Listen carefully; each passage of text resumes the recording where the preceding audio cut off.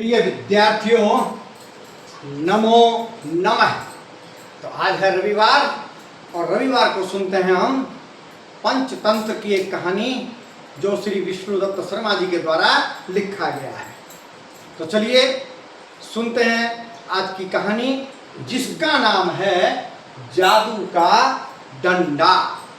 तो जादू का डंडा कहानी की ओर बढ़ें, सुने उससे पहले यदि आपने अभी तक संस्कृत शिक्षा चैनल को सब्सक्राइब नहीं किया है तो सब्सक्राइब कर लीजिएगा और साथ में बेल आइकन का बटन अवश्य दबाइएगा ताकि भविष्य में आने वाली सभी कहानियों का नोटिफिकेशन आपको प्राप्त हो सके। इसी के साथ कहानी को पूरा सुनिए, उसकी शिक्षा को ग्रहण कीजिए, देखने के बाद वीडियो को लाइक कीजिए, हाइप कीजिए और अपने मित्रगणों के ग्रुपों में शेयर भी अवश्य कीजिए ताकि वो भी इस शिक्षाप्रद कहानी को सुन सके, समझ सके और प्रेरणा को प्राप्त कर सके। तो चलिए चलते हैं बिना किसी विलंब के आज के कहानी की ओर। कहानी का नाम है जादू का डंडा। एक नगर में सेठ दौलत राम रहता था। दौलत राम धनी तो था ही था, धनी होने के साथ साथ वह निर्धनों का, गरीबों का, भिक्षुकों का जो भी उसके द्वार पर आता था उन सब की सहायता किया करता था। जो भी भिक्षुक याचक उसके द्वार पर आता था कभी खाली हाथ वापस नहीं लौटता था। तो इस प्रकार से सेठ दौलत राम का नाम दूर दूर तक फैला हुआ था। जब भी जिसको जिस चीज की आवश्यकता होती थी तो वो अपनी समस्या को सेठ दौलत राम के सामने रखते थे और सेठ दौलत राम उनकी समस्या को दूर करने का भरसक प्रयास किया करते थे और जहां तक संभव हो उनकी समस्या का समाधान करते थे।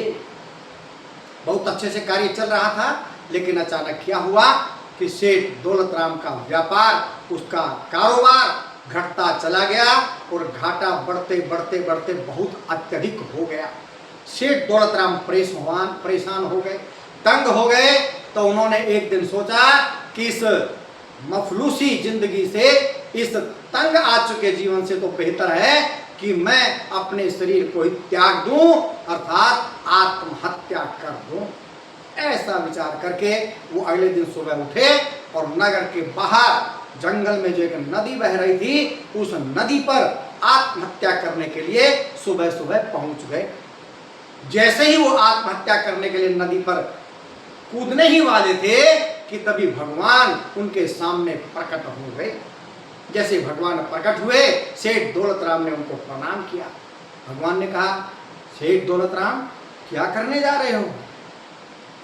सेठ दौलत राम ने कहा, प्रभु क्या करूं, व्यापार में इतना घाटा हो गया है कि अब जीना संभव नहीं है, इसलिए आत्महत्या करने आया हूं। भगवान ने कहा, तुम मेरे सच्चे भक्त हो और न जाने कितने लोगों का तुमने उद्धार किया है, कितने लोगों की समस्या का समाधान किया है, तो मैं तुम्हें मरने नहीं दूंगा।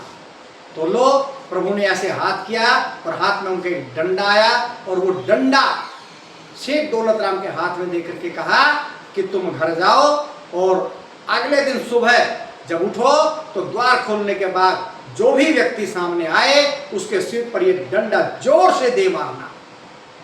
सेठ दौलत राम ने कहा, प्रभु आप ये क्या कह रहे हैं, मेरे डंडे मारने से तो मर जाएगा। प्रभु ने कहा, जैसा कहा है वैसा करो। ऐसा कह करके भगवान अंतर्ध्यान हो गए। जय श्री हरि, जय श्री हरि, जय श्री हरि। भगवान के अंतर्ध्यान होते ही सेठ दौलत राम ने कहा, चलो जैसा आदेश है वैसा ही करेंगे। ऐसा करके घर वापस लौट आया। रात्रि में सोया तो नींद नहीं आ रही है, करवट बदल रहा है, मुश्किल से नींद आई। सुबह जैसे जगा, जग करके सबसे पहले उसने वो डंडा हाथ में थामा और फिर जैसे ही द्वार खोला, दरवाजा खोला तो सामने एक फकीर को देखा। अब सेठ दौलत राम ने आओ देखा न ताओ, भगवान का आदेश के अनुसार अपने डंडे से जोर से उसके सिर पर दे मारा। जैसे ही उसके सिर पर डंडा मारा, फकीर धड़ाम से पृथ्वी पर जा गिरा। अब देख रहा है दौलत राम, लेकिन तभी अचानक क्या होता है कि वह फकीर धीरे धीरे सोने में बदल रहा है। अर्थात कुछ ही समय के बाद वह फकीर पूरा सोने का हो गया और दौलत राम की जिंदगी फिर से बदल गई और वह फिर से धनी हो गया। जब ये सब कुछ हो रहा था, उसका पड़ोसी गंगू तेली ये सब कुछ देख रहा था। ये सब कुछ होने के पश्चात उसने सोचा कि यदि सेठ दौलत राम डंडा मार करके इस प्रकार से अमीर हो सकता है तो वह क्यों नहीं हो सकता। उसके मन में भी यही विचार आया और उसने एक अच्छा मोटा सा डंडा अपने पास रखा और रात्रि को सोने लगा तो उसको नींद नहीं आ रही है, लेकिन फिर भी नींद तो आ ही जाती है देर सवेर। सो करके जब उठा तो अब वह डंडा लेकर के पहुंचा द्वार पर और द्वार को खोला तो सामने देखा एक भिक्षुक उससे भिक्षा मांग रहा है। एक भिखारी उसके द्वार पर आ पहुंचा है। उसने भी आओ देखा न ताव और जोर से डंडा उसके सिर पर दे मारा। भिक्षुक के डंडा लगना था कि उसके सिर से खून की धारा बह निकली और वो धड़ाम से पृथ्वी पर जा गिरा। गंगू तेली का ऐसा सब करना था कि सामने से राजा के 2 सैनिक घोड़े पर चले आ रहे थे।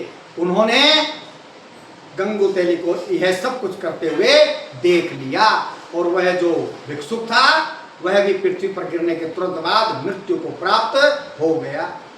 दोनों सिपाही गंगू तेली को पकड़ करके सीधा ले गए राजा के पास और राजा को सारी घटना कह सुनाई। गंगू तेली भी क्या जवाब देता, उसने जो किया था वही तो सैनिकों ने बताया था। तो राजा ने तुरंत यह बात सुन करके उसको फांसी की सजा दे दी और अगले दिन गंगू तेली को फांसी पर चढ़ा दिया गया। आपको क्या शिक्षा मिली? तो शिक्षा मिली तो भाई दौलत राम का जो डंडा था वो भगवान का दिया हुआ था और यहाँ ही अपना डंडा लेकर के उसकी चाल पर चला तो दूसरे की चाल चलने से कुछ होने वाला नहीं है। इसलिए अपना ही कुछ कीजिए, नहीं तो गंगू तेली की तरह फांसी पर चढ़ना पड़ सकता है। तो आज की कहानी आपको कैसे लगी कमेंट बॉक्स में अवश्य लिखिएगा। मिलते हैं अगले रविवार एक नई कहानी के साथ। तब तक के लिए जयतु सुर भारती।